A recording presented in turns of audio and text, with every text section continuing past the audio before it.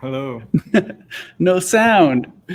I don't have sound. Now I have sound. Hey, I have everyone's mics muted. What's up, guys? I can't see any sound for.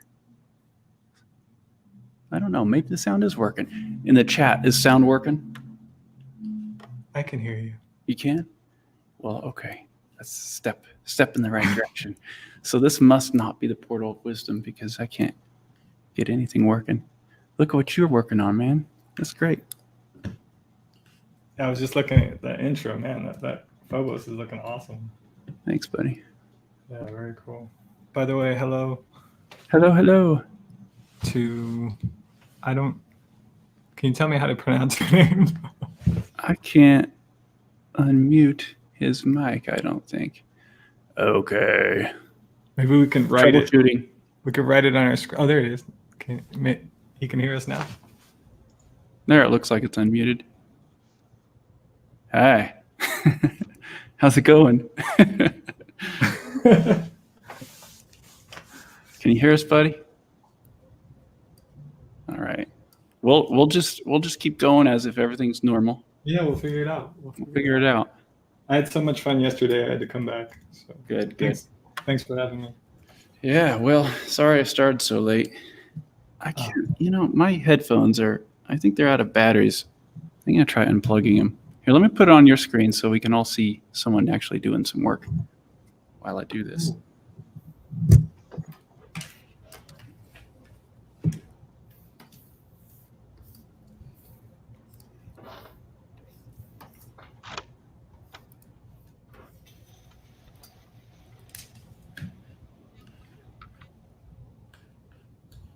There's never enough screen.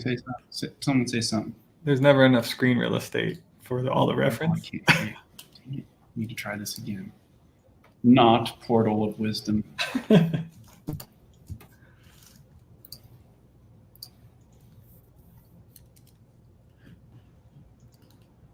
Okay, I think I got it working. Can anyone hear me? I can hear you. All right. Okay. Man. Troubleshooting. Okay. Yeah, I wouldn't even know where to begin as far as doing this stuff. Well, sorry everybody, I started a little later than normal. Almost an hour late.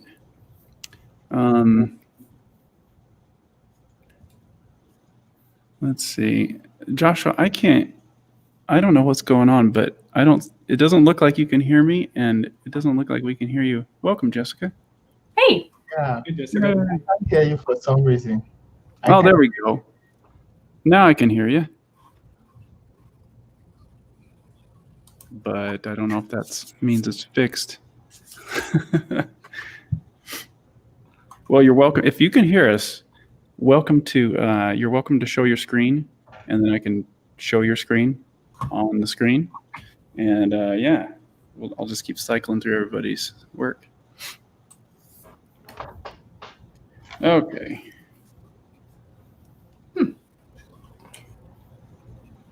I'm still working on the same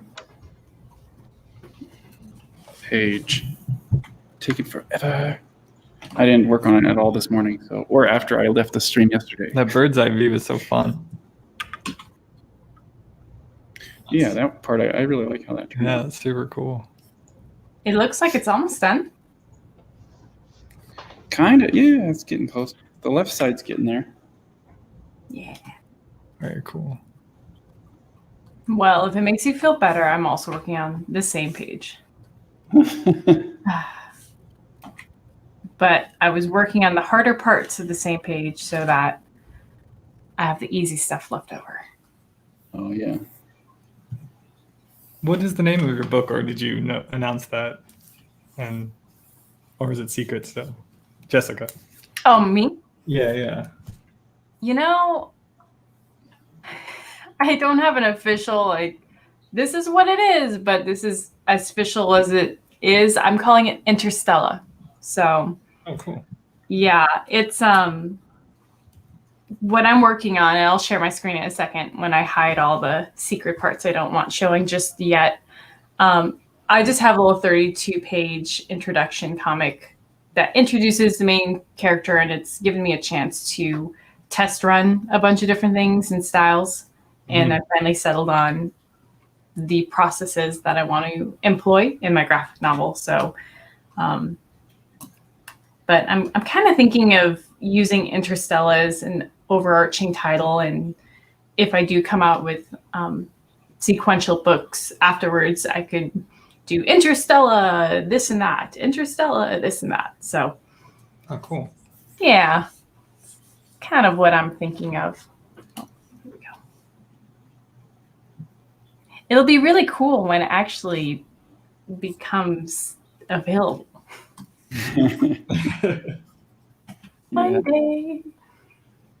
Yeah, that's a cool. It's always the fun part. Mm-hmm. But I've been listening to all the Comics Launch podcasts, and they've been rich with info. Good. Yes. It's what keeps you going when you're on page like 40 and you're like, is this ever gonna end? This really takes a lot longer than I thought it would. Huh. Yeah.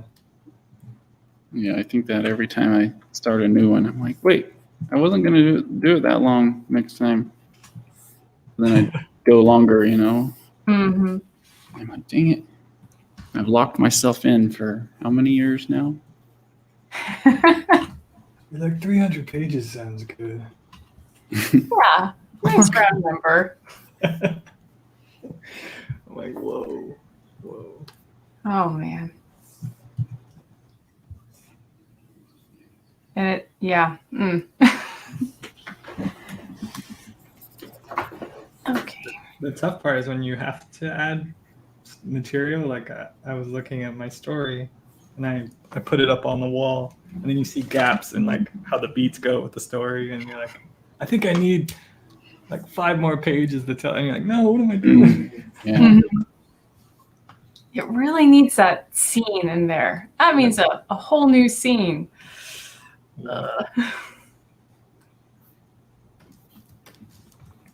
But if it makes for a better story.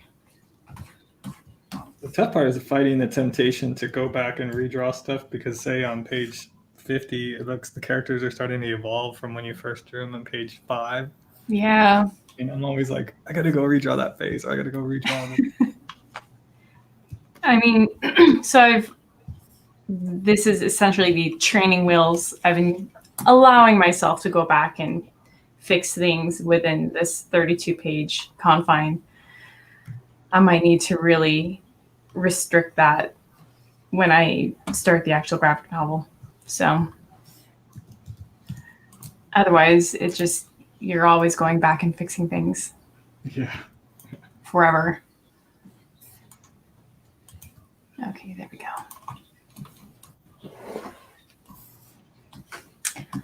Forever.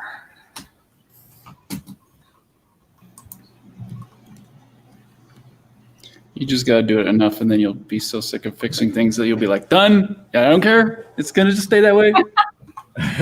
You know, I'm happy to say I can feel myself getting to that point in some ways. Yeah. In a good place where it's like, yeah, that's good. That's, like, Yeah. I feel fine. It doesn't bother me. Yeah. It's the habit's starting to break. That's good. I think that was the biggest lesson I had to learn coming from comic books, because when I was coming up, the emphasis was on illustration. But I believe the heart of comic books is more in cartooning than illustration, especially as far as like having to do it under pressure and speed. And so back in the day, you'd make the pencils almost like you've inked the thing, but with a pencil. Yeah. And that was such a trap, because it's like, that's not conducive to like comic book making. Yeah. So when you say illustration versus comicking, would you say comicking is more like not just polish it in one finished polish illustration? It's more like seeing the story and the images in a holistic view, kind of overviewed, rather than focusing on one. Yeah, like you don't get caught in, like, this is just me. I'm not saying I have all the knowledge on this, but it's just No, dude, this is the portal of wisdom. You got it. You got it. the way it's like closer to Bill Watterson and Calvin and Hobbes than it would be Norman Rockwell in my mind. Like in the sense of you're more worried about like you said, the scope of it all, and you're not so caught up in the weeds of panel 2 on page 5 as you are. How does the whole thing read, and how does the whole thing come across as a story? Yeah. But when I was coming up, it was more about the page being the most amazing like penciler ever, and worrying about what other pencilers will think of how tight your pencils are, and then all that kind of crazy stuff. Yeah. And having to let that go, it took a while. It's like, oh, because you can't even get pages done if you're always trying. Like, why not ink it at that point? Yeah. Yeah. You know, it makes me feel really good that you say that, because I think when I started this introduction comic, I realized pretty quickly that I felt like I was a half decent illustrator, but just because I could draw and paint didn't make me a good comic artist. And it really started to dawn on me, just it's a very different skill set. And yes, it does use illustration, but it's like a totally different set of choices you have to make. Yeah. And it seems like you're making them a lot faster. And I mean, this is from my limited experience. I'm coming There's freedom too. There's freedom in being able to just kind of let go and not stress out about everything being perfect, you know? Yeah. I'm sensing that, actually. And in a way, it's kind of an internal battle of being like, am I allowed this freedom? Like, is it okay? And having come from more of the illustration side of things, and a couple of years before studying with realism painters from the totally other side, it's almost like I was having trouble allowing myself the freedom. But the more and more I realize, I'm like, you know what, this is more fun. Like, I actually can allow myself this, and it looks better, and it gets done faster. So it's hard. It's hard to let go for me. Yeah. But then there's more life in it. Like, there's more, I don't know. That's just my opinion. But I'm not knocking the guys who illustrate and make it look incredible. It's just no, I agree. But it's just different. It's fulfilling different purposes. And then we envy those people who can, illustrate our pants off and then like do this and, do it in a comic as well. So those are the very few and far between. Yeah. In a timely manner. Almost impossible.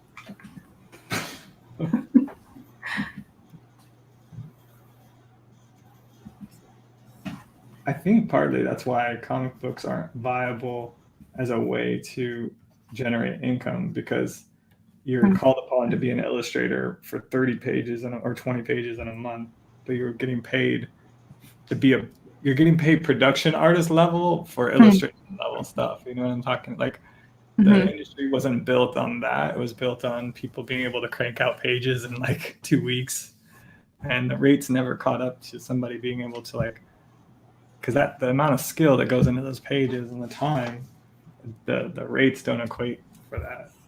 Yeah, absolutely. And I mean, and then you start talking about people who are, like you have your penciler and you have your inker, and that already takes a lot of time. And now if you're trying to do the independent artist thing where you're doing all of it, labor of love.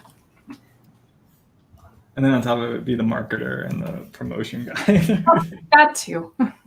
Yeah. Why are we doing this again? What have I done with my life? Existential crisis. I kind of wonder if comic artists are, some of the people on earth that are the most passionate about what they do. Otherwise, why would we be doing this? Yeah. We're the most messed up. No. We're like in sports, they have, you know, tennis, which is like the elite or whatever, the upper, and then you have like skateboarding. It feels like comics is the skateboarding of art. Huh. I can see that. Because you're alone doing it, and it's like kind of out there.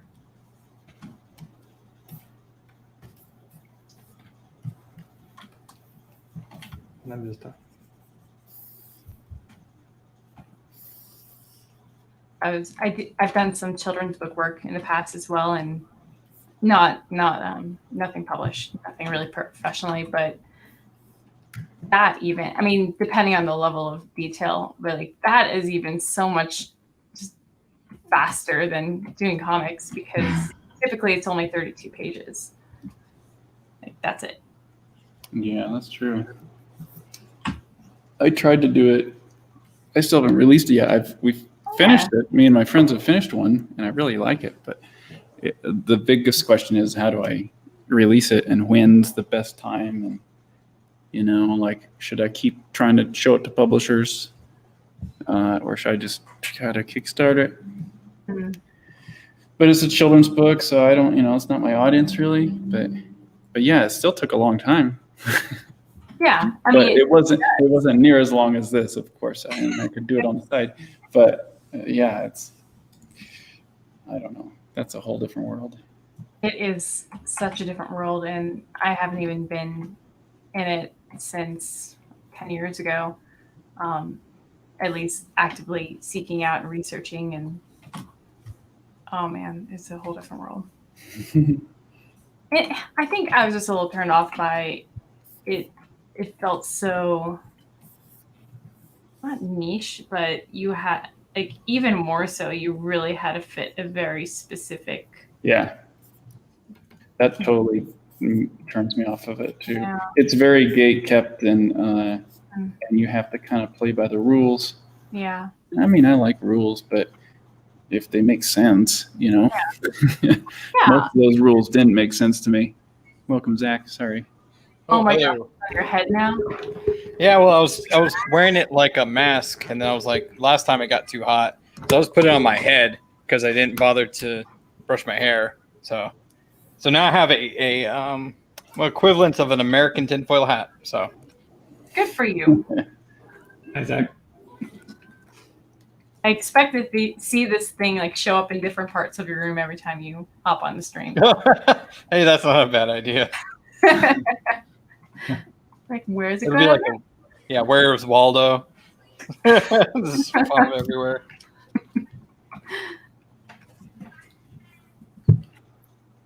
We're talking children's book illustrators. I'm on your screen, Jessica. Okay. Let's see. I better put your information. There. Oh, thank you. Let's see. That's there. I think apart from trying to sort of please what you think they would want, it just felt like there's a lot of schmoozing involved. Yeah. Kind of like, and it just felt like more of the artistful illustrators got in, and I'm like, if I were a kid, I would look at these illustrations and be like, they're boring. Like, give me the cartoons. I don't want to see this. Yeah. So it was just kind of frustrating, where it felt like really controlled by the adults, and I'm like, wait, who are we for again? Exactly. So I don't know. Felt the same way, or still feel the same way. Mm-hmm.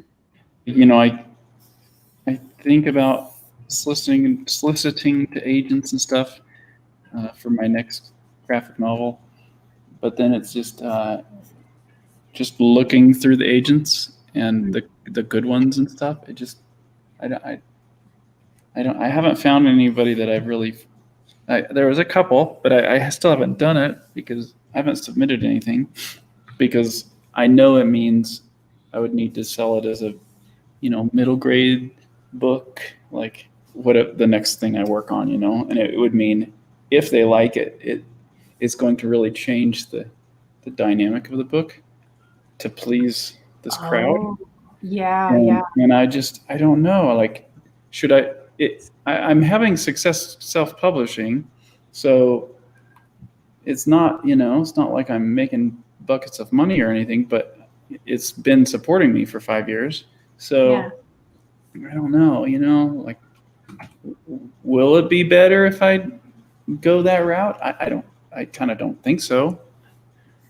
And I would kind of be starting over, Yeah, in a way. absolutely. So it's hard to know. It really is. I mean, you have been doing the crowdfunding thing with quite good success. So Yeah. broke. Yeah. I work well for you, but again, if it's for a different audience than your normal audience, that's something I'm trying to figure out. Is since I also do graphic novels and children's work, I feel like it might be a split audience. Now I've not started marketing my children's work yet because I've not been working on it lately, but that's just kind of tricky. Like, how do you market and not lose the interest of your normal audience? But Yeah. I don't know. It's almost building an audience for each new iteration of what you're bringing to the table. Yeah. But would you brand it under a single name or like like for instance, if I were to social media post things, would I use the same account? And I don't want to like turn anyone off who doesn't want to like see my children's book illustrations and vice versa. So that's something I've wrestled with. I just don't know a good solution yet, or if I'm just overthinking it. It's interesting because I think sometimes it depends. I can't speak for all people, but some people will follow an artist's point of view no matter what bucket that they're doing their work. Yeah. So I think that there's benefit to that if it's all under, people come and they're like, hey, I really like how she sees the world and how she presents her art, no matter what, if it's comics or if it's children's books. Maybe some people are like, driven by just the content of what it is. But I find a lot of times that people are drawn to the artists themselves. Yeah, that's true. But I mean, I'm just, talking here. I don't know if that's bad. No, that's true. I mean, I think a good example of it is Scott Fisher. If anyone's familiar, he's done like Magic cards and Dungeons and Dragons, and then he turns around and like does children's books. So a lot of people still follow him. Yeah. Is he the one who does all the silver, like he'll like cut into silver and stuff and do those too? It's like a copper etching, I think. Yeah. Yep. Oh yeah, and he's doing fine art too. So yeah, a little bit of everything. And like him and his wife are artists. Yep. Yeah. Wow. Yeah. Dynamic duo. Seriously. Power couple. I always wondered what would it be like to be married to an artist and be an artist at the same time. But at the same time, I'm really happy I'm not because I'm very temperamental and I wouldn't want to deal with me. Yeah, I'm exactly there too. So glad my husband is an engineer. He's a stable one here.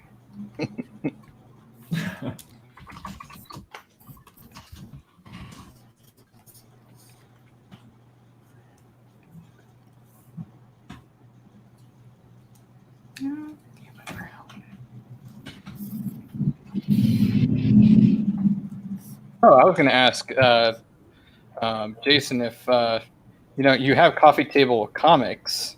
Did you ever think of like expanding that brand to include like other artists and other projects and trying to like build a base that way?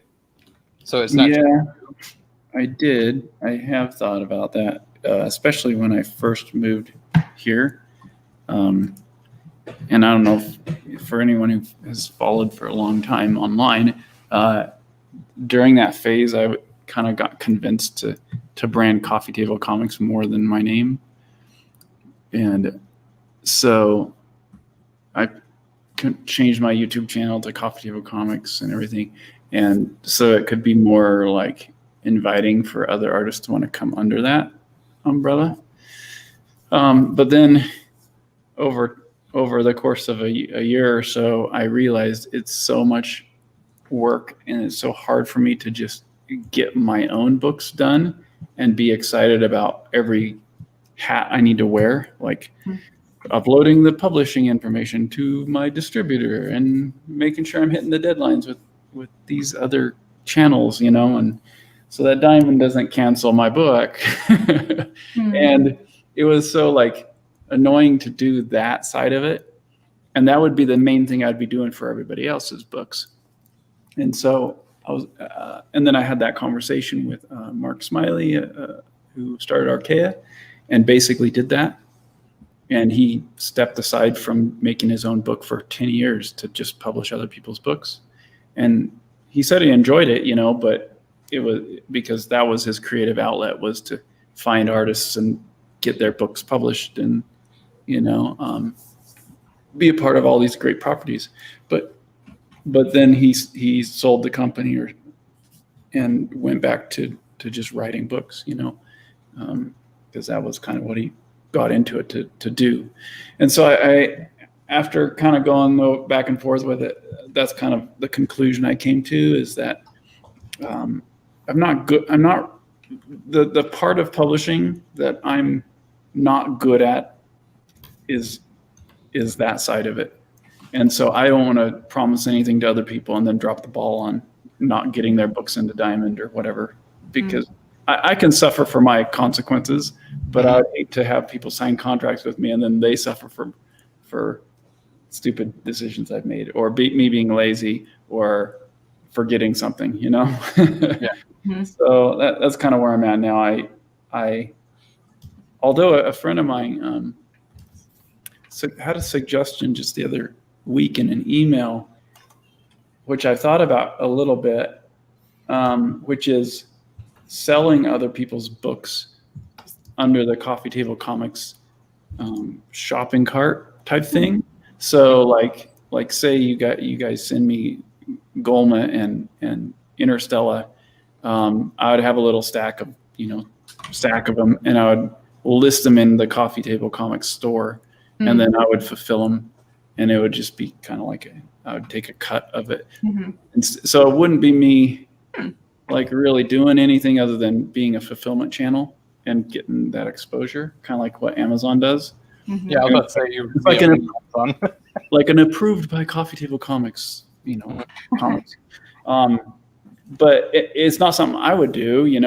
It's with the assumption that my wife really wants to do that kind of thing, because she's shown interest in managing the fulfillment of my stuff to a certain degree, And so if that means she's going to get paid and it'll bring in more income for the business for me, and then it'll help you guys sell books, then maybe it's a good thing, So, but there's logistics to figure out, and so I don't know if I want to cross that bridge.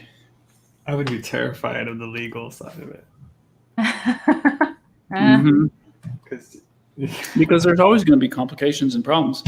Yeah, what if a book gets damaged, on the way to me, and then am I responsible for paying for that book? Or what if it gets damaged on the way out? Like, do I need to pay for that, or is that on the artist? Like, for me, it's just like it's on me if I damage my own books, and if the shipping is stupid and bends a book in half, then yeah, I'll just pay for it again. But I would have to like really scratch my head over if that's something I need to cover the cost of versus the artist, or Yeah. So yeah, it's all that stuff. It's a headache, and the more decisions you have to make, the less you get done.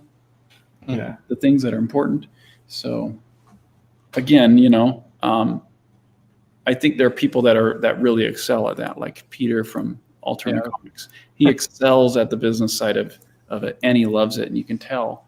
And so it just makes sense to have someone like that be the spearhead of that kind of a company, Is Alterna the one? Do they print on newsprint, or is that a different? Yeah, that's Alterna.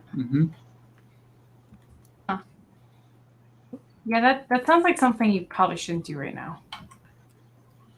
Sounds like what? Right, saying, just hearing you talk, it sounds like something you probably shouldn't do right now. Just, yeah. It doesn't sound that much fun. Yeah. I would just hate the nightmare of somebody being like, "How come you put my book on tier 2? Yeah. That guy's book, Yeah. he's on tier 1." Or getting the person that's trying to sue you because their idea is similar. You're like, But they would sue the artist. That wouldn't have anything to do with Jason at that point. Yeah, I wouldn't be the publisher. I would just kind of like spotlight books that I liked that were kind of in the same vein as my books that I felt like were a good quality and good art, and good stories, like Mhm. kind of like that everyone can enjoy. Nothing like super graphic or, like there would be certain conditions I would obviously put on it and then to get it in my store. And then the idea would just be like, we split the profits or something. You basically just become a distributor. So Yeah. Coffee Yeah. Table Comics Distribution Yeah. Incorporated. Exactly. And then if people want to send me their books, and my wife wants to actually do something like that, then I could see it working. But she would have to really want it. She would have to really want it, and almost spearhead it. She would have to be like, all right, yeah, I'll do it. And so every time you get someone who wants to do it, forward them to me. And I'm like, yay, hands off, go get them, honey. Right. So all I got to do is approve the book, and that's it. Yeah.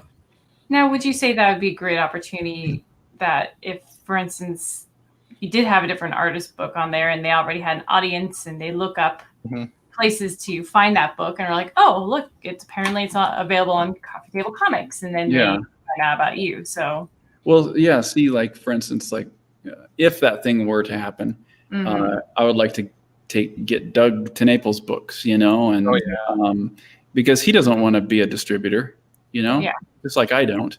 But again, if it's something my wife wants to do and she can actually make money from it and it can bring in money to our business too, then for both of us, it brings exposure, it gets books out there.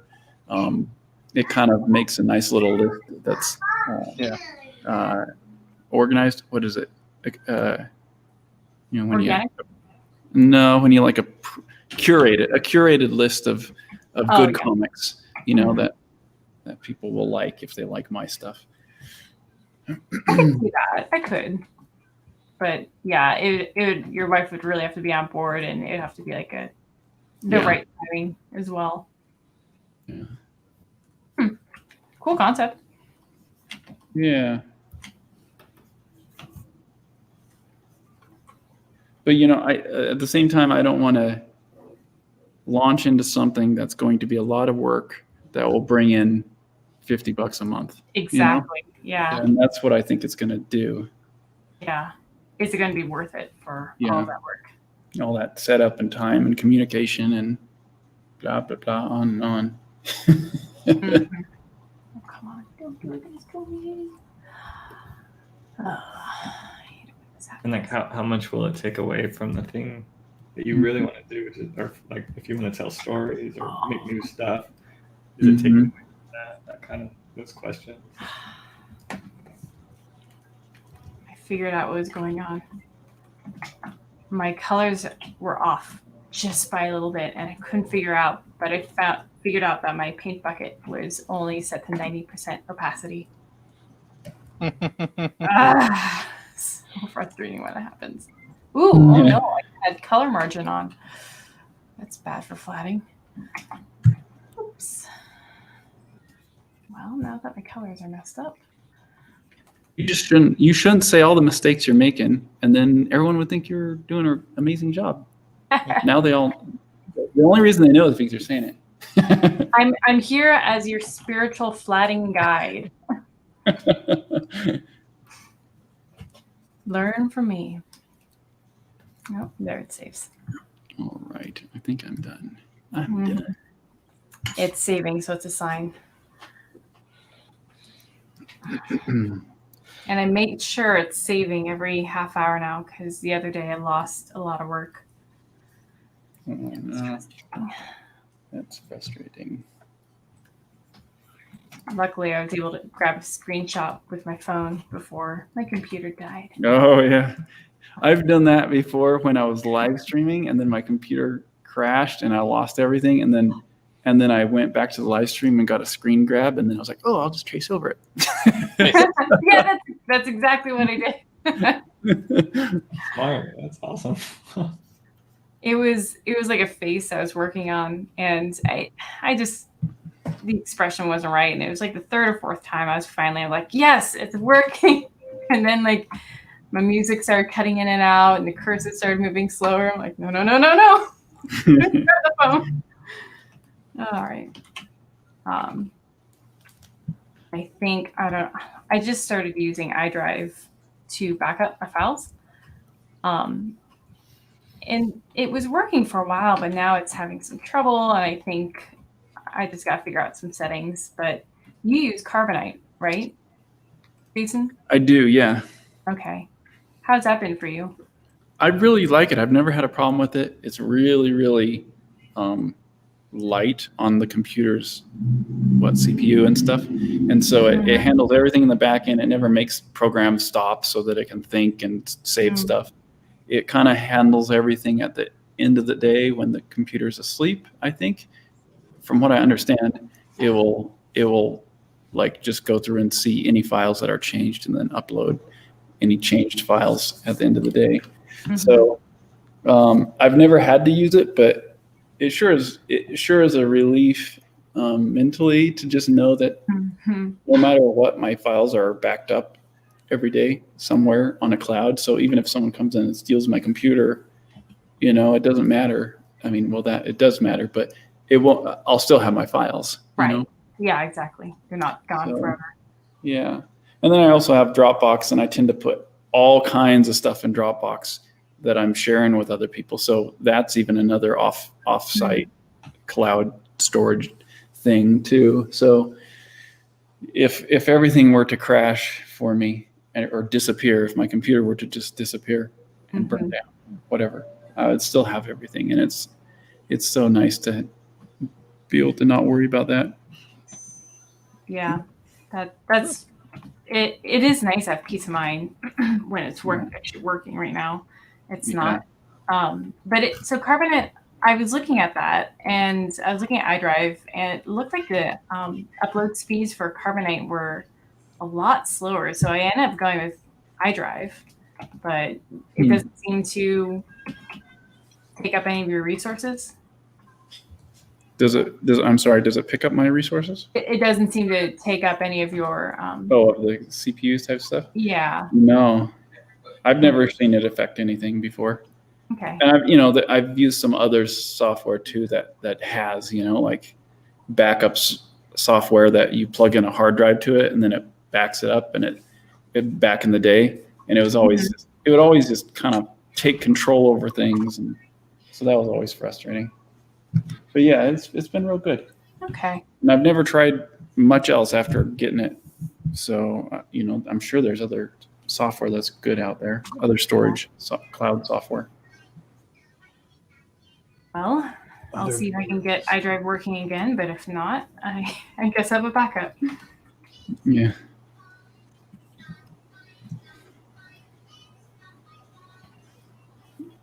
Okay, guys, you can tell I'm like looking for alternative revenue streams because I just got this text. It's a company that said if I wrap my car with like this big advertisement, they'll pay me like $500 a week. Ooh. And they just approved my car. So I'm like, I might have a big food like shop now at Food Mart or whatever on my car every day. We'll see. Passive income would be great. That's passive income right there. Yeah. I don't care if I look like an idiot. Hey, I'm just amazed. It's like that's actually a source that you can use for personal advertising. It's like, what? Yeah, I guess so. Yeah. I mean, it's perfect. I think it would be great for him because I park main intersection in Old Town Pocatello, and it's like it's the busiest like place to be. So it would be a good spot for him. So we'll see. Maybe if there's a way you could like could tell how many views it gets. You're like, hey, look at all the views I'm getting. I should get a better cut. That'd be nice. So, I think it only lasts for like 6 or 8 weeks or something. But they said it was like $500 a week, and I'm like, that's some pretty good money for not doing anything. exactly. Your car's just parked there? This is gonna be parked Yes. there. You Yeah. can cross market. Oh, you like rotisserie chicken? How about Sithra?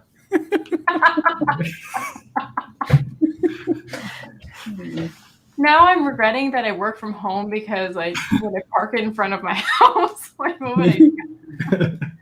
Darn it. Like I'll go just park it at the grocery store like 7 blocks down the street and walk home. Leave it on the freeway, and It's towed. you know how many views I got you? I guess nowadays not many, but yeah. You know how many accidents I caused? So I was so impressed or appalled, a little bit of both.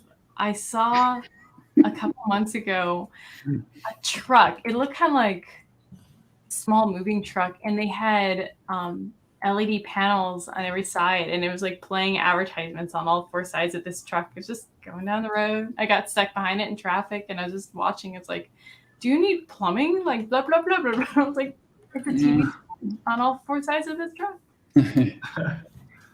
Yeah, that'll be me one day. They see me rolling. How to be successful at webcomics. Buying advertising for your stupid car. Are you a paid artist? Yes. I'll fight for you. Me neither. Oh boy. Fantastic.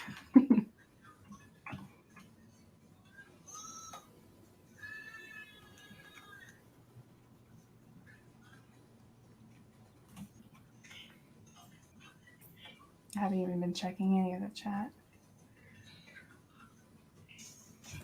Oh, thanks, Christina. Appreciate it.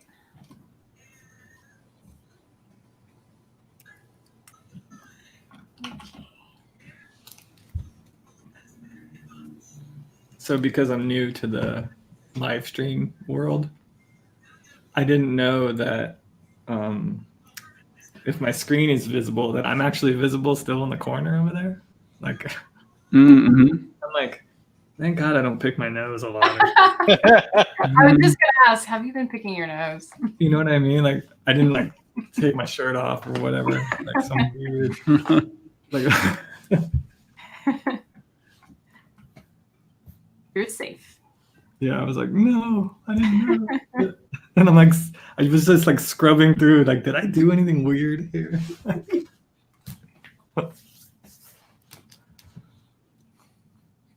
Like all the faux pas that you hear about when people started Zooming, doing all the Zoom calls. Yeah. Know how it worked. Right.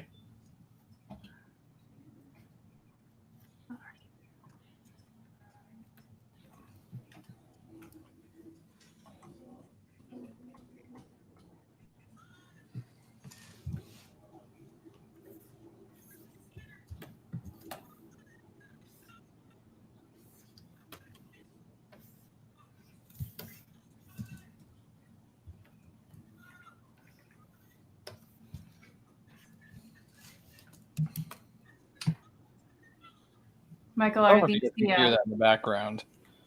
Hmm? You hear that in the background like of a sounds like a child show. I don't hear anything. I don't hear anything. Okay, cool. No, I do. I'm just messing with you. I do hear something. Directional mic for the win. Yay.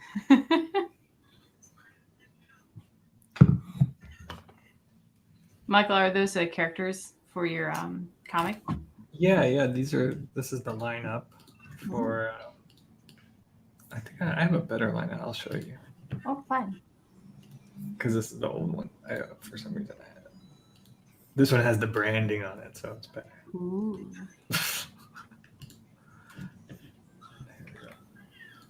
Yeah, fun.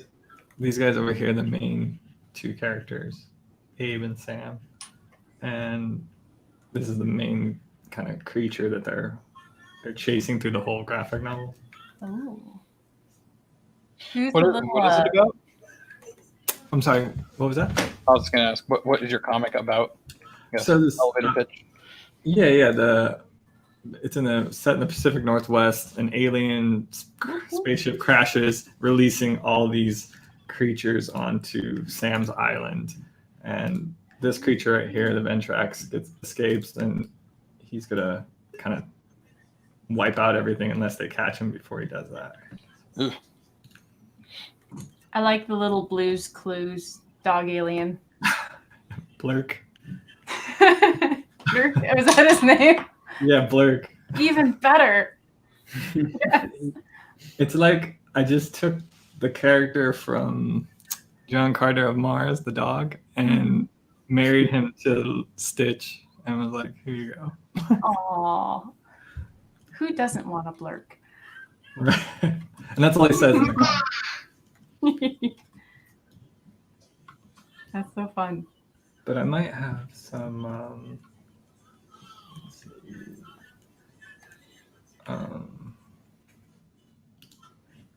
An image from the inside with the colors, so that you could see, like when these aliens escape, this is kind of what it would look like.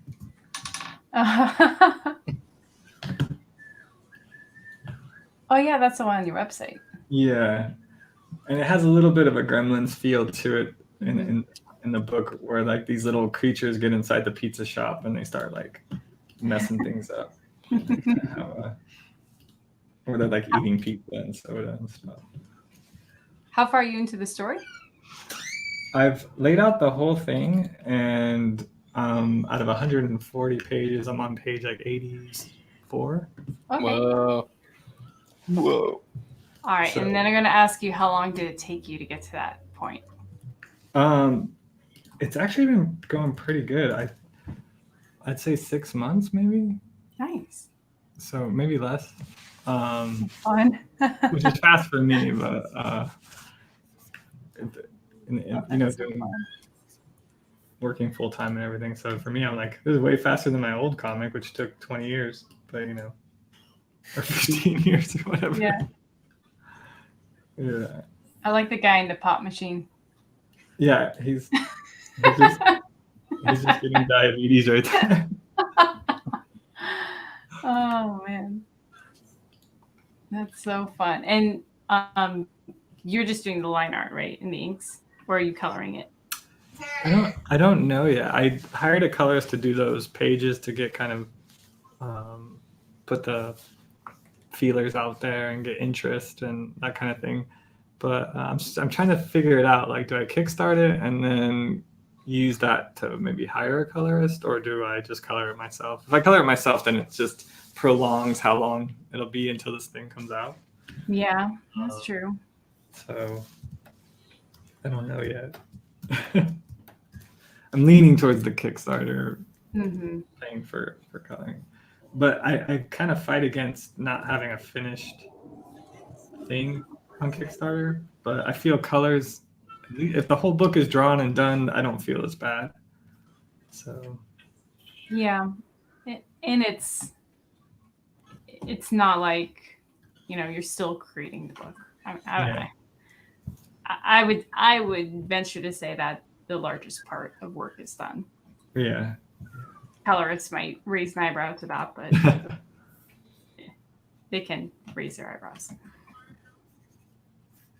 Elitist.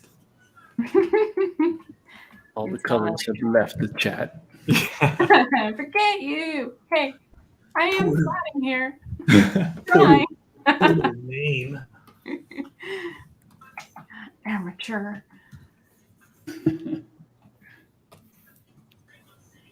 Oops. Let's get to it.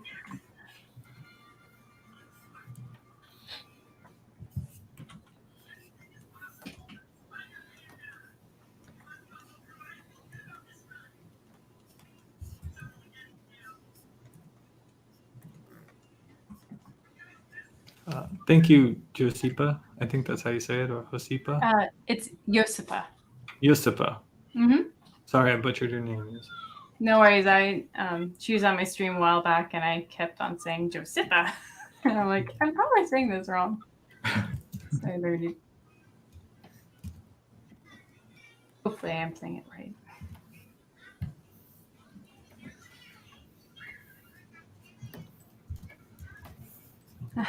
Tobias, portal of wisdom.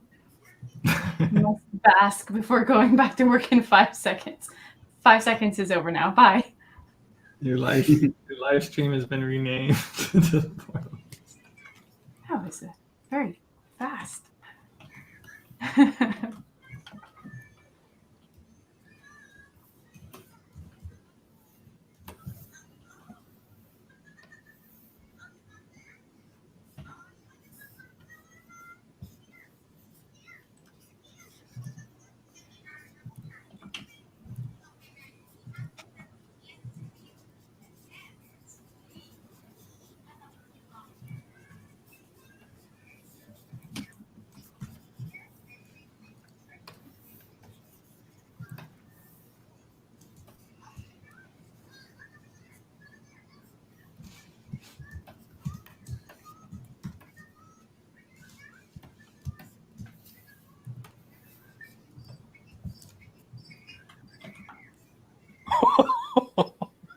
Sorry, guys. Just saw a video, and this mama duck has a bunch of baby ducks, and they're walking across a street, but there's a grate. Oh. She's walking, and then it's just like, wait, what happened? Because two of her ducks, like baby ducks, fell through the grate, and so she goes to save them, and she's like goes over the grate again, and all the rest of the ducks fall in. All of them. She lost, and there were like 12, and she lost all of her babies in like an instant. They all fell down to the sewer. And you're laughing? No, that's how I react when something's shocking. Is I can't help but be like, oh. And I'm not laughing. It's just like I can't believe that actually happened. You know? Okay, you can laugh a little. Yeah. Well, I mean, Go it's a shock laugh factor. You know, I didn't expect it. I thought it was going to end when like two of them fell down. I didn't expect the duck to go back and all the rest of them to fall down. You know, it was a shock factor I wasn't ready for. Sounds like the portal of cruelty. Cruel, right? No, that's. I saw a meme of that a few years ago where like it's the first picture, it's like they were like crossing the road, and in the second picture suddenly there's only 2 of them left, and you're like, and you could see the grate right there. You're like, oh no! Yeah. Save the duckies. The babies. No. Get back to work. Huh? Get back to work. Get back to work. Research.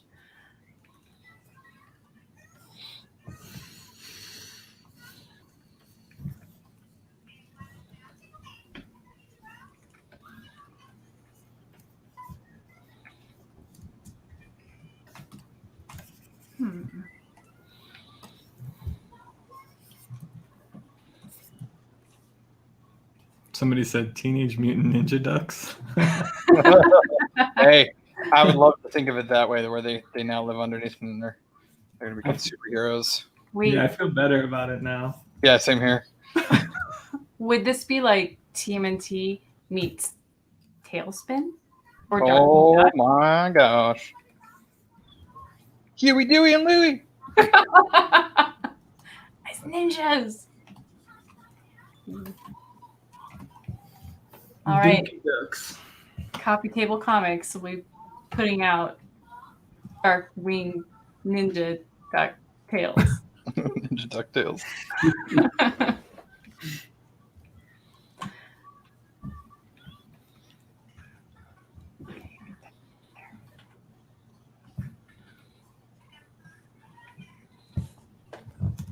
The villain would always be something smells foul. Get it?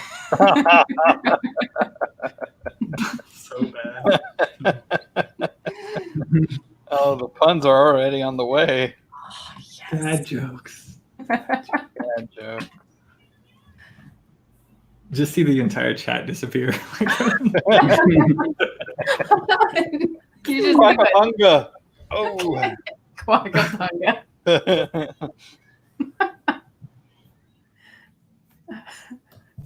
Life is like a sewer drain here in Duckburg. What have we done? Oh. Shut up, take my money. I'll watch it.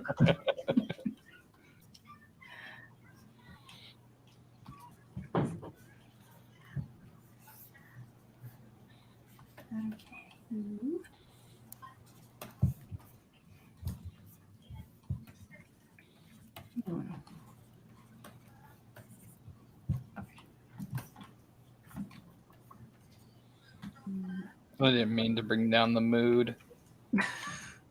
The next video, you're like, here's a koala falling out of a skyscraper. We're like, no. Oh, speaking of skyscrapers, I saw a really crazy video it's a show that is narrated by what was his name? William Shatner, and he talks about like these impossible things that happened. There was a guy in the Twin Towers that like pretty much walked away from it being, and he was inside when it collapsed. What? Wow. Yeah, and all he got was like a broken ankle. That's it. Oh.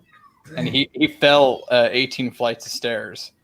Oh, I remember hearing about that. Yeah, Crazy. I was watching that. It was pretty interesting. Man.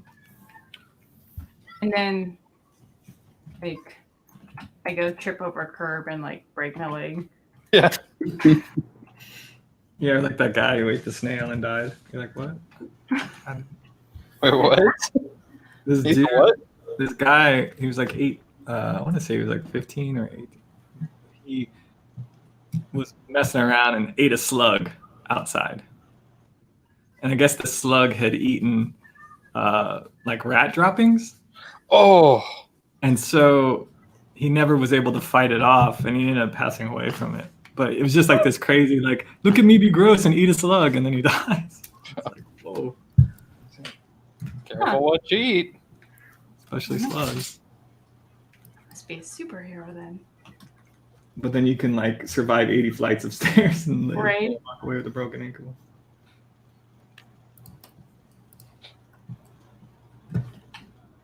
Apparently, when I was 2, we were out in the yard with my dad, and apparently he like looked away for a minute, and we looked back. I was eating a slug, Hmm.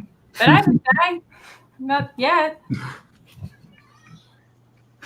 You look over your desk, you have a little jar. You're like, I haven't quit. It's the finer points. Of the Where have those things been?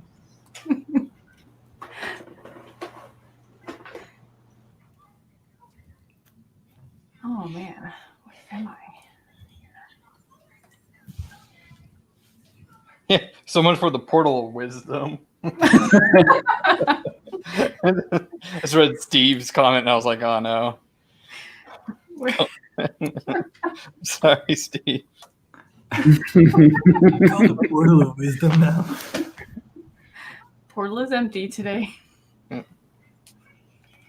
That would be the most arrogant title. Like, this is where you get wisdom. This is where you go. Different kinds of wisdom for different things. We have diverse wisdom. Excuse me. Don't eat contaminated slugs. Hey, could be And useful. eat the fresh ones, organic ones, you're fine. Yeah, homegrown. Totally Homegrown. I can't say grass. Yeah, grass fed. They eat grass, right? Yeah. Slugs. Yeah. Get them grass-fed slugs. I'm a little scared for what next one is going to be titled.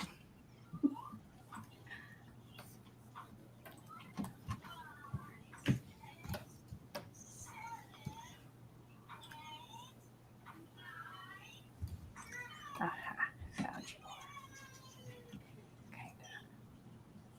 you. Here we go.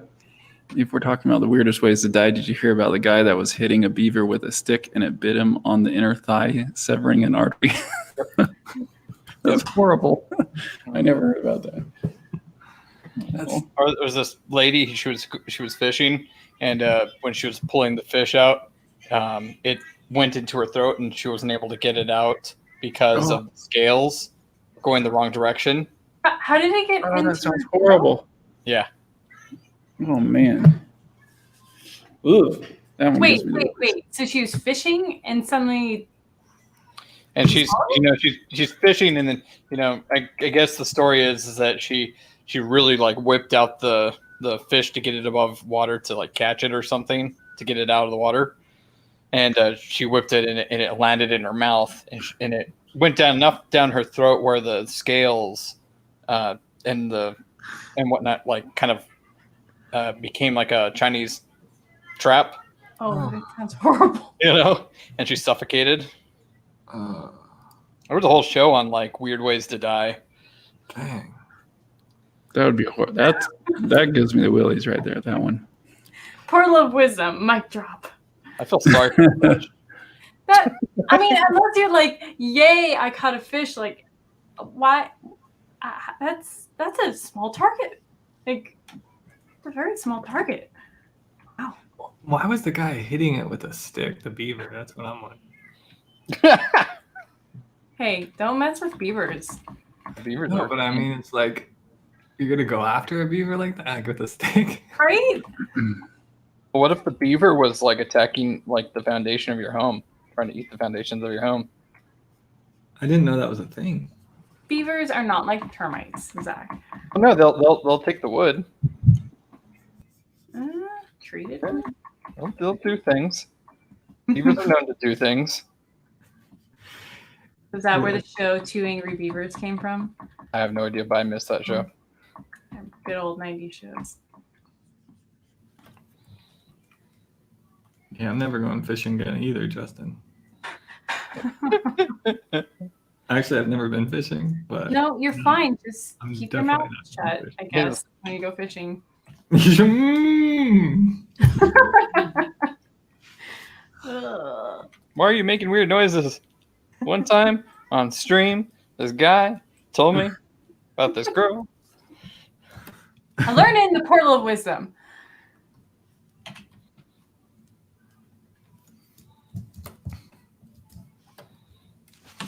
On mute because I'm trying to answer an email. So apologies for ignoring everyone right now.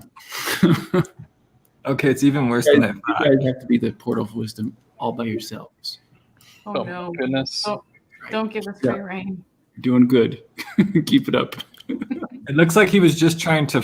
Amos says he was just trying to photo it, like take a photo, and Oh, then it attacked him. so it's like a paparazzi attack Then he got what he deserved. right in the artery. Man. No one likes paparazzi. I just picture the grainy photos of the beaver like looking at me bad, blurry. Sasquatch style. Yeah, it's just blurry, pissed off, with an artery in its mouth. I was envisioning the whites of his eyes, kind of like, Just oh, man. coming out of a nightclub.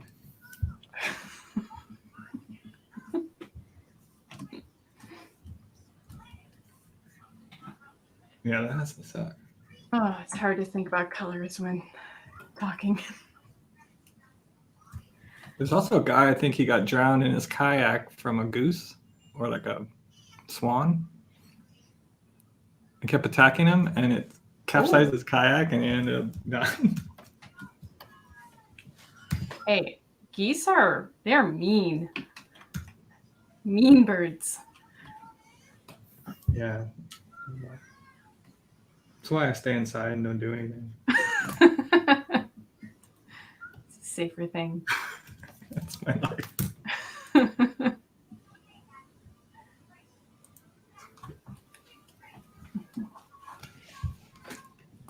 Oh. Now I'm looking up weird ways people have died. A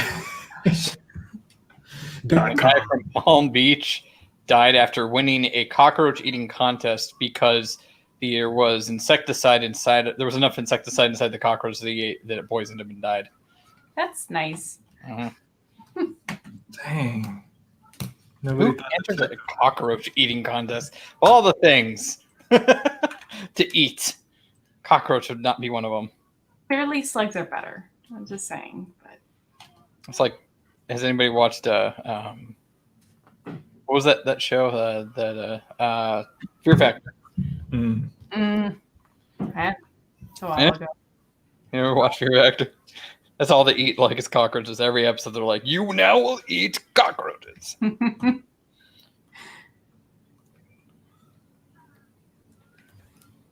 So we live in Florida, and I was getting ready to go take a shower one time, and I looked inside, and there was a cockroach sitting on my bar of soap.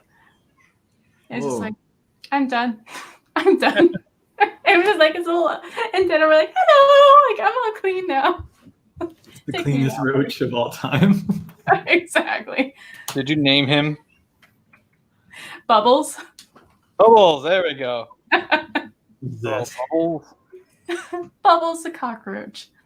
It could be like, that Wall-E movie where he has a cockroach as a pet. Yeah. Yeah. And it's like impossible to die or to kill. Yeah. I love it. Bing. Back to life. How dare they make a cockroach look cute? Yeah, how dare How they? dare they? Oh, it's so cute. Because it acts like a dog, so it's like that sort of, I don't know what to call it. Yeah. Oh yeah, a little pet or something. Yeah. So growing up in Washington State, like we never had cockroaches. They just don't live there. And so as we've moved around, the East Coast is like ruled by cockroaches. And the first time, apparently they also had what they call palmetto bugs, and they're flying cockroaches. So upgrade, level up. And the first time I saw one, we just finished dinner at the Melting Pot, a nice fancy restaurant. And I look up on the ceiling, and it's just like chilling out, watching everyone. Yeah. Like, oh, that's nice. Mm.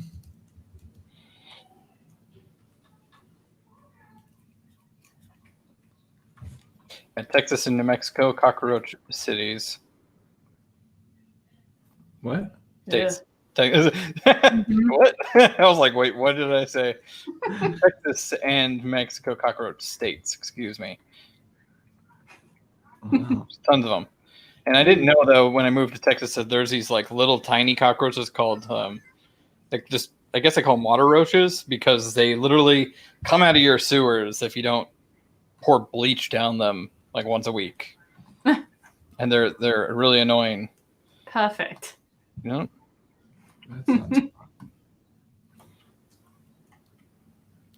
I mean, so they're definitely not savory creatures of this here earth, but like maybe since I never grew up with them, yeah, they're kind of annoying and they're skittery and it's like annoying, but they're not like spiders are for me because spiders are more like burn down the house, kill it with fire. I don't care.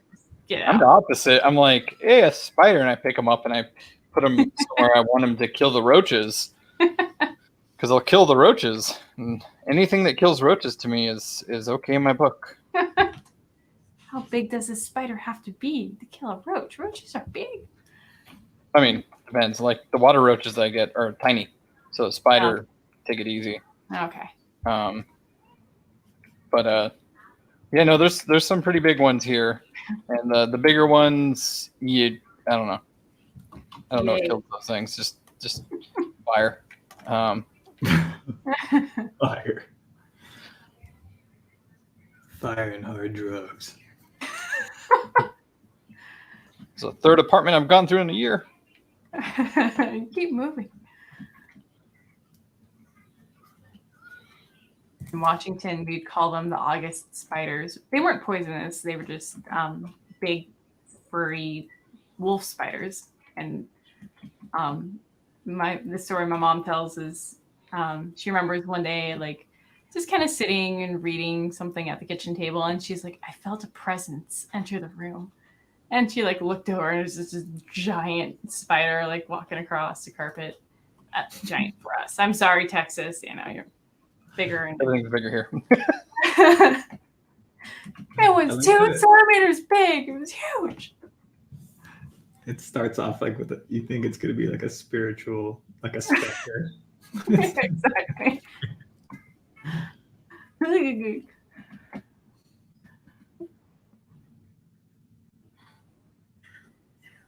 Some big jerk asks, are cockroaches more of a savory or a sweet snack? Sorry? Cockroach is more a savory or a sweet snack? Ooh, I don't know. Maybe it's like honey Dijon, you know, like a bit of both. Have you eaten one? No. How do you know? I'm suggesting maybe it is. Oh.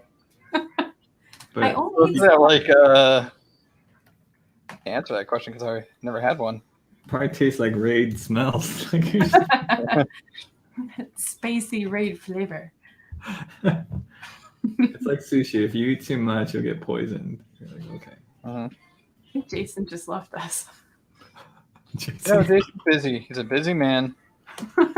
Whoops. He'll come back later and be like, why did I let him be in control? We're still talking about bugs. Portal of wisdom.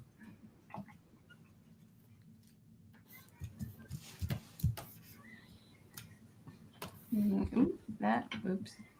Try again. So Zach, since I just met you yesterday, what are you working on? What are you working on? A comic? Are you working on? I got a comic called Golma. Okay, cool. Is there a place I could check it out? Check out the old Indiegogo page, I guess. Okay. How do you spell that? Golma. Oh, come on. What was that? That means Jason's messing with us in the background. GOLMA? Yeah. Cool.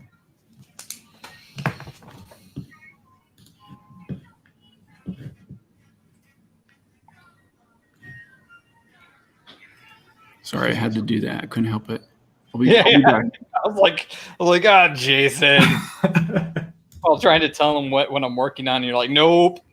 You're like, Phobos. Every time you try to say the name of your project, it just says Phobos. Phobos. Ah.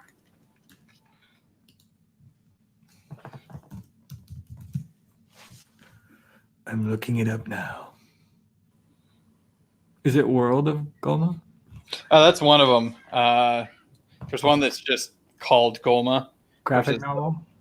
Huh? Golma graphic novel? Yeah. Oh, okay, cool. Hey, that looks awesome. Thank you. Nice.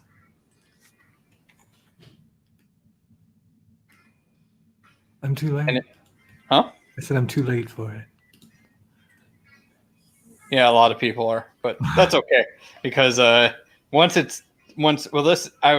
know. Once it's done, I'm gonna of course I'm gonna open it up and I got to do part 2 for it. Mm-hmm. So, but I'm gonna get part 2 completely done. Yeah. Before I do the campaign, I wanted to do the campaign and then literally just order the books and it just be done. Mm-hmm. Because this one I did and I was like 40% complete. Yeah. And then I did this and then I took like almost 2 weeks off to campaign because it's really difficult to try and work and campaign at the same time.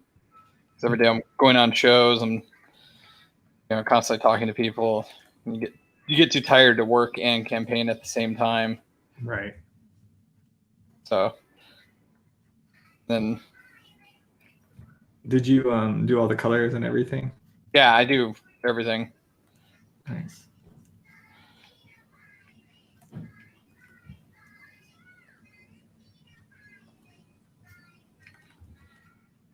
So It's my oh, I'm sorry. Go ahead. I'm saying you're working on book 2 right now. Yeah, I'm working on book 2 while I wait for the proof of book 1 Cool. from the printers.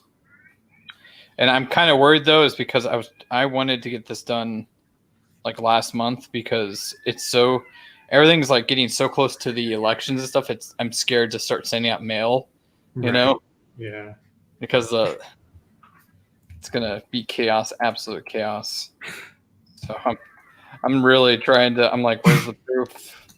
Here's this thing. I need to get this thing confirmed so I can get the orders. I can get the products. I can get it out to people before the world turns upside down. So at least I got my product out before the world turned upside down. So Yeah. Yeah. That's smart. I probably won't do the next campaign.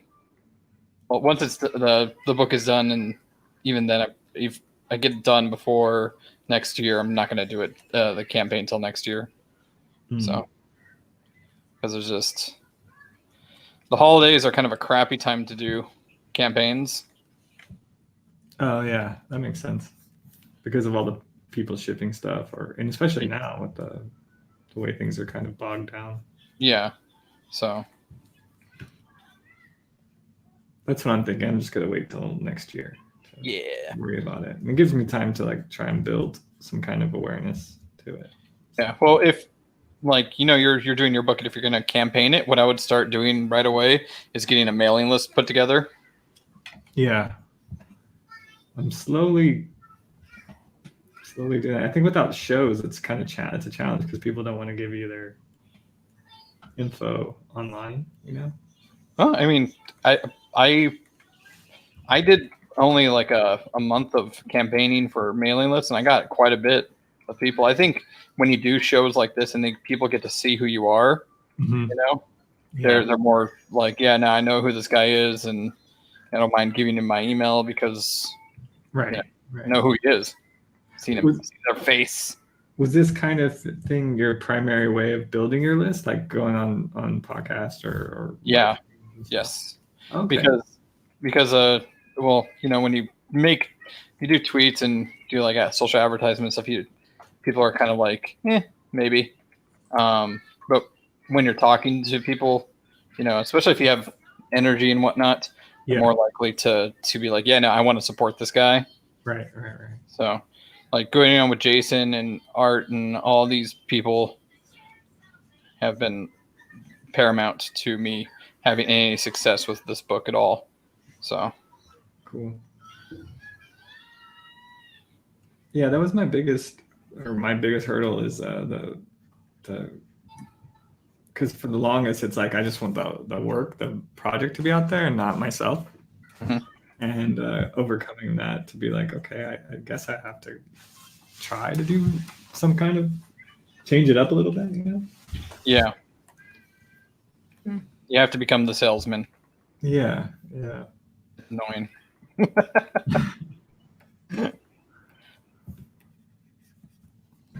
If Jason can do it, anybody can do it. Huh? Yeah. No, I agree. It's hard. I mean, I don't know. I not all artists are introverts, but I would consider myself one, and putting yourself out there and consistently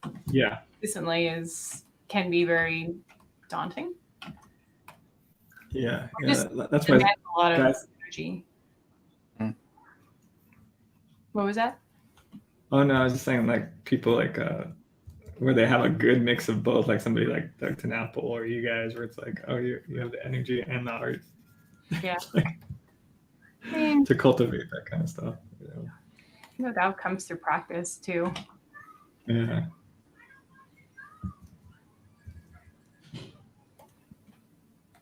I heard on a little motivational speech the other day, something along the lines of, if you want to be successful at XYZ, just accept that you're going to have to become at least pretty good at public speaking, or speaking in public, in a sense, like speaking to other people and communicating ideas in that way. Mm-hmm. Makes sense. Yeah, when I worked in house at some of these places, they would have a thing called Toastmasters where you could go and Oh yeah, you get better at like speaking in front of a group of people, and you don't lock up and you don't get all freaked out. That I actually sounds amazing. I never did. All the regret. Why didn't you do it? I should have. I totally should have done it. Like, Well, it's not. I mean, they offer that program. I've heard of that. It's Yeah. not in multiple places. Our last library offered courses. They were called Gale courses, and it's pretty much on anything you want to learn. And they had courses on like how to speak and communicate effectively, and just interpersonal relations, and just all these amazing sounding things. that's cool. You know, one day when have spades of free time. Yeah. I'm 90. Thank you, Amos. I would answer in the chat, but I don't have access, I guess. I have to log in, but I don't have an account. So On Facebook or YouTube? I think it's the stream thing. Yeah, we don't have access, but if you have a YouTube link open, you can comment there. Just Oh, I make see. sure that's on mute. See, that makes sense. hmm I should do that. Okay, I otherwise, always have it open, but I make sure I mute it before the stream starts, so it's not feedbacking. oh, got it. That makes sense. Yeah. Mm-hmm. Oh, wait a minute. Oh no. Oh, phew. Well, you guys, I'm gonna have to run. Sorry. We're being kicked out. I could at least just leave it on though, and you guys could stay if you want. Nah. The portal of wisdom will go south quickly if that happens. I just let it crash. I started way late, so I didn't give myself much time. Well, let's pitch our stuff. So Michael, you're on screen. So why don't you talk about where people can find your work? Obviously, it's on the screen. Pitch your story real quick and Sure. lure people in. Thank you, Jason. My name is Michael O'Hare. I'm working on a graphic novel called Alien Island. It's about a boy who teams up with an intergalactic hunter to chase down a monster before it destroys the main character's island home. And www.madrabbitcomics.com. And you've been, just tell everybody too, like you've been doing comics for how many years now? Not exclusively comics, but yeah, I've been doing it as a job, drawing for about 21, 22 years. 21 years. And name some of your clients. You've done Spider-Man, you've done Nickelodeon, kinds of DreamWorks. sorry? Nickelodeon, DreamWorks, Blizzard, Marvel. Just to name a few small ones. Yeah. Yeah, so Startups. Michael's the real deal. So check out his stuff. Support his independent endeavors. Thank you. I appreciate you letting me do that. Yeah. And then we got Jessica over here. Let's get your information on screen. Thank you. What's working, Jessica? So I'm Jessica Vanderpaul, and I am wrapping up a 32-page comic called Interstella that is going to help launch off my main graphic novel. And I'm actually getting ready to wrap this up and push that out. So feel free to visit my website at jessicavanderpaul.com and my Instagram at vanderjess10. So more information coming soon. Nice. Zach, do you have anything you want to show or share? No, mine. No. Phobos. Nothing? I'll piggyback off yours. All right. Zach's working on this right here. He's working on Phobos. And he has a campaign happening right now. No, this is my campaign for Phobos. If you guys haven't seen it yet, check it out. The information to reflect you. Oh, I mean, I'll take credit. because, yeah. Go to the links for Phobos is in the video description for the YouTube channel or of this video. Help us get to the 25,000, and once we get to 30,000, we're going to unlock glow in the dark covers, and I'm excited about that. I'm going to make that happen no matter what, but we still need to get to 30,000. So help me make that happen no matter what. And the lowest tier is $30. Just keep in mind, I'm going to be charging shipping after the campaign is over. That way I can get the best shipping prices for the bulk and all that stuff. So domestically, I'm probably looking at between $6 to $10 shipping for a book. And because I will most likely be using media mail. International is obviously more, but I'll be using a shipping fulfillment company. So we're going to try to get the best prices. So anyway, just keep that in mind when you back it. There's some high-end ones that are signed and numbered with slip cases, and you get your name printed in it. Fancy covers within a slip case. It's looking really nice. I've been talking to the printer about it, so we're all excited about getting this book done. And 300 pages, so check it out. And then I also got, where'd my screen go? I also got cognitive drawing. You can go to cognitivedrawing.com to pick this up. It's a drawing curriculum. I think it works really good for homeschools and hobbyists and expanded college education. I said that because several people have said they've gone through college and learned to draw, and that they felt like it was rushed. And so they feel like this has actually been very helpful in slowing down and being able to really learn all this stuff from different angles and whatever. So anyway, you can get discounts, big discounts if you order in bulk. And you can check out some quotes. And yeah, it's a fun book, 160 pages, 90 days. So that's at cognitivedrawing.com. I'll send them directly to you from my office. So I'll even sign it, even if you want. I mean, they're not normally signed, but whatever. I'll even draw the first exercise for you. No, I won't do that. So anyway, Phobos in the dark. Yeah, Phobos and cognitive drawing. So thanks guys for watching. Thanks everyone in the chat for keeping the chat live. Thanks to my guests for coming. And with all that, we'll see you guys next time.